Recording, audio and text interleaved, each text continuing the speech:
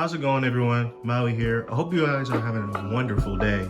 Today I'm going to be showing you guys the deck profile that I've been running for the White Aura Ghoti. This deck has given me a lot of success, and I'm really glad to finally show you guys what it consists of. I'm not going to take up too much of you guys' time, so let's get straight on into it. Now, to start this deck list off, Ghoti has a lot of monsters in their monster pool, but they are very obtainable without playing 3, so I mainly play 1 because they're searchable or banishable by card effect.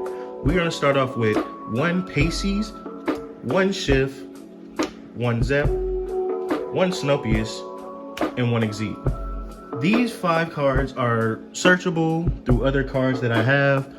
They have unique effects, and the only time you need more than 1 is if you're really grind gaming. Honestly believe you don't need more than 1 of each card, even the new Ghoti cards that I'm going to show you later. Just a quick breakdown of the Ghoti monsters.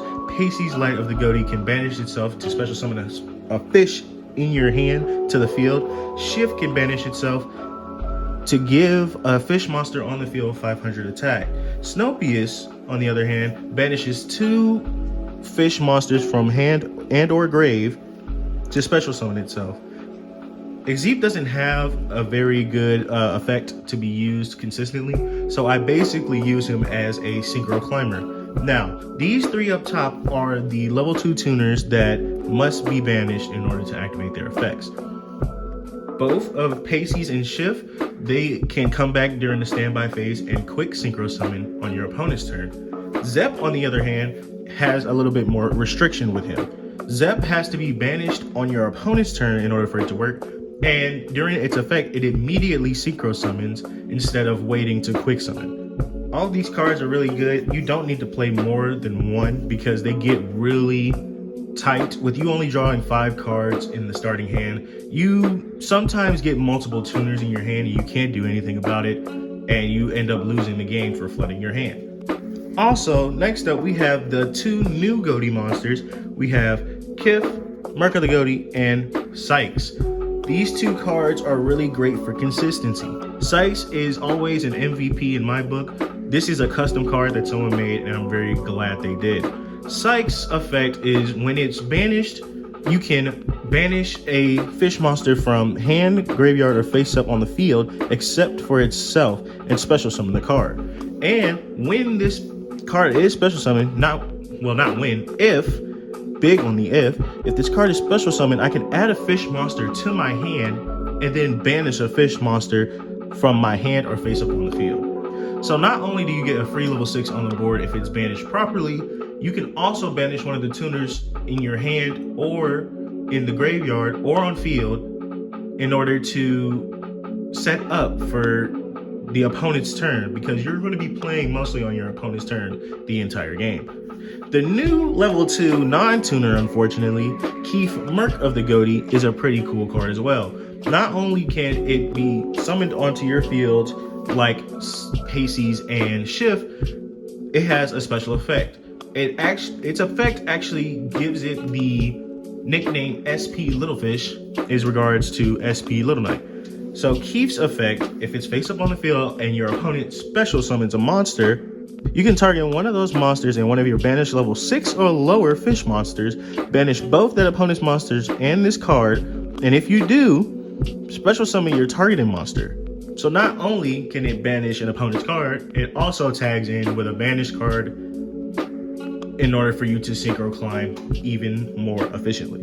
That is all the Ghoti cards that I run. I do only run 1 of each, which is very good for consistency because they can be searched or banished from deck. Now, the other cards that I run in here are Beautiful Princess and Lifeless Leaffish. Now, both Beautiful Princess and Lifeless Leaffish are one and the same. They can correlate off of each other pretty well. Beautiful Princess, however, when this card is normal special summon, you can banish this card for cost. You banish the card for cost and special summon a level 4 or lower fish monster from your deck.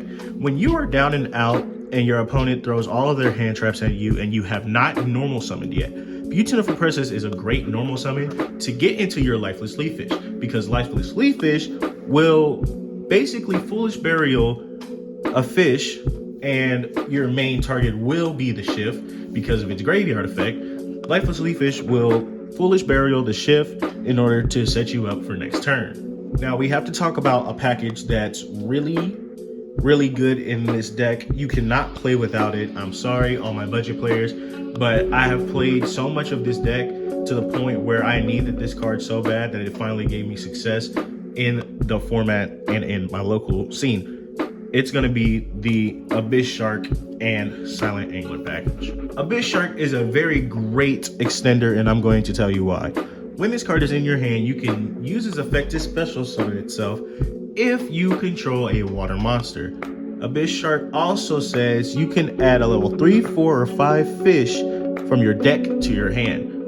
I'm not going to lie, Silent Angler is not the first option when it comes to this, but Silent Angler is also a great extender, as if you control a water monster as well, you can special summon the card from your hand, but it has the effect that you cannot special summon monsters from your hand from the rest of the turn. So if you are stuck with a, let's say, Paysees, a level 2 tuner, and a Silent Angler, and you have nowhere else to go, normal summon Paysees, special summon Angler, go to synchro climbing, and wait for your opponent's next turn. Now, Phantom Nightmare just came out, and it came out with very good white aura support, and these are the white aura cards that I'm running in this deck. The monsters consist of 3 white sardine, and yes, 3 white sunfish, and let me tell you why. White sardine's effect, if it's in your hand, for cost, white sardine can pitch another sardine to the graveyard in order to special summon itself. Then if you have a white sunfish in hand, white sunfish targets a white sardine in grave. If you have a white sardine or any monster, for that fact, on the field and in grave, to special summon them both. And both white sardine and white sunfish have an amazing effect at the end. They both say, if this card is special summoned from the graveyard, you can treat it as a tuner this turn. Now, mind you, this is something I learned not too long ago. The word can means it's optional. So if you summon a white sardine or white sunfish from the grave, they do not have to be tuners. But if they are tuners, you can climb. If they're not tuners, you can even get even more bigger synchros on the board. It's really great for when you're in the grind game and you need to play White Aura to get White Aura Whale or even a level 10. These cards are really good at recursion. It is a great 2-card combo in hand, and I think I'm going to keep them both at 3. Now, people are probably going to hate me for this, but I took the approach of contributing to the hand trap format that we all know and love today. That being said, I run 3 Ash, 3 Effect Veiler, and 3 Ghost Bell in the main deck, because this deck is full of 2-card combos. I don't think there's a single 1-card combo in the deck. That being said, you have to do everything in your power to stop your opponent from playing without floodgating them out. It's fun for interaction. It's fun for me because I like to think about each interaction step by step.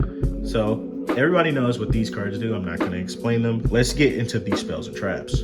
Now, with that enormous monster pool, I'm not going to lie to you, the spell and trap pool is very, very small, but that's okay because it's all for consistency. Now, the new card from Phantom Nightmare is going to be the White Reincarnation. I run 3. Now, with White Reincarnation, it bumps your 2-card combo up a percentage in shapes of consistency, because White Reincarnation can search your sardine or sunfish, whatever card you don't have in your hand. Also, if a level 8 or higher fish synchro is special summoned from the graveyard, you can destroy all of your opponent's monsters. It's like White Aura Whale, but it doesn't matter what position they're in. Also, White Reincarnation's effect, if there is a White Aura monster that attacks, you can activate an effect. The attacking monster can make a second attack in a row. With that being said, getting hit with a White Aura Whale that's been boosted by a shift, getting hit for 6,400 does not feel great to anybody, and I would not recommend it, but it's very fun when you blow up their field and attack them twice in the face. And the last 2 spells I do have is 1 for 1 and Gold Sarcophagus. Let me explain why. 1 for 1 gets you your Beautiful Princess. Plain and simple. Gold Sarcophagus, on the other hand, is another way to banish anything you need in that moment. whether it be the tuners that come back or the psychs. I personally believe it was made for the psychs, but I digress. It's a really great card, and I would not play this deck without one. And for the traps, I run the final stack of hand traps, which is the Infinite Impermanence. Everybody knows what Infinite Impermanence does. It's really good in the meta. I'm not going to have monsters on my side of the field if I go second, so Infinite Impermanence is really good in this fire format. Alright, now that we got the monster spells and traps out of the way of the main deck, let's talk about the extra deck. We start off with 2 Iron Outposts and 2 Askin. Iron Outpost and Askin are 2 of the best fish synchros for this deck, and let me tell you why. Iron Outpost, Serpent of the Ghoti, banishes from deck. Easy to put 2 and 2 together. Now Askin, on the other hand, when it's summoned, you can target a fish and an opponent's card and banish them both.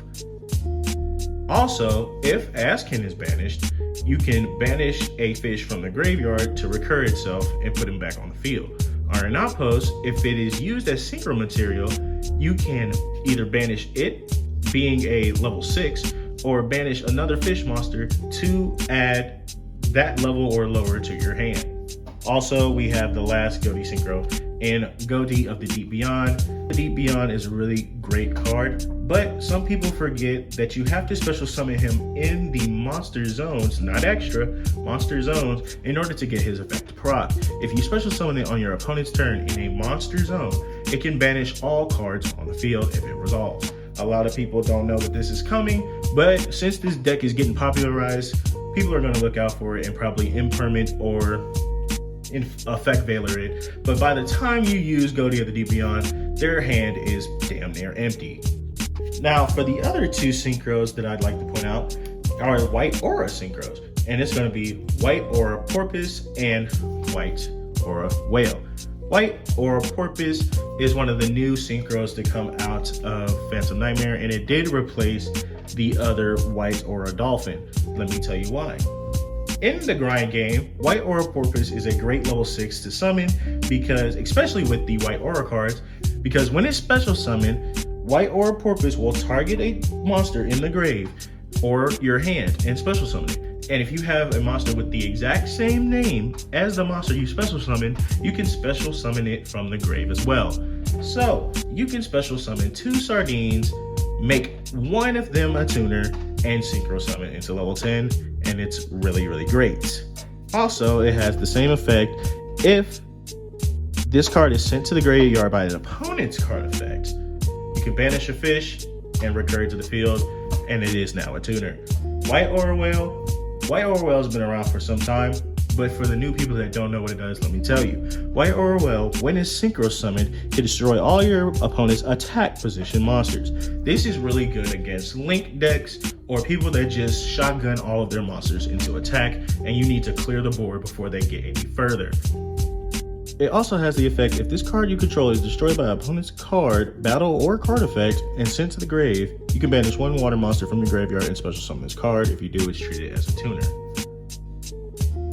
That plays really well with White Reincarnation and destroying the opponent's entire field. Now, for the rest of these extra dead monsters, they're really generic, so I'm gonna just hurry this up and knock them down.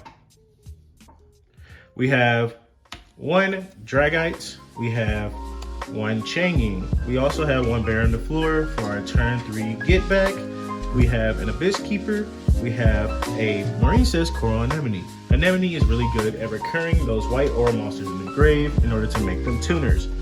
I also have 1 Charmer, Water Charmer Gentle, and I also have a Stealth Kraken just in case I have too many monsters on the field, I have a lot of level 4s, or I have an Abyss Shark that I don't feel like getting rid of, and I'll just make Stealth Kraken, make everything water, and just start destroying for burn damage.